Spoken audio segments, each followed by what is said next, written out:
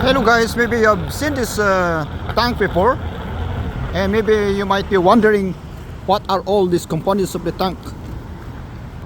So this is a Sherman tank that is perfectly preserved in a very pristine condition, and you will notice this whole track system. So what I'm going to do right now is to discuss what's this all about. So this is the suspension system of this tank. They call this the horizontal volute or conical spring suspension. So this is like a spring. So every time this is going to adjust to compensate for whatever imperfections in the ground to make a smooth ride for the screw inside.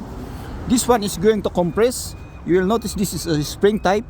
So they will compress like this.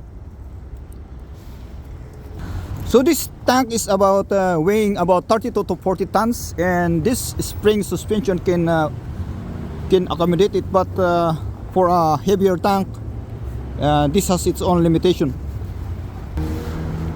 Once a tank gets heavier, it needs a different suspension like the one used by the Germans. That's called the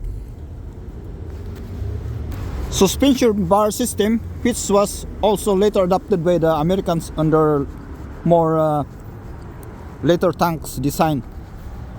So that is how this horizontal volute system works. It compresses like a spring.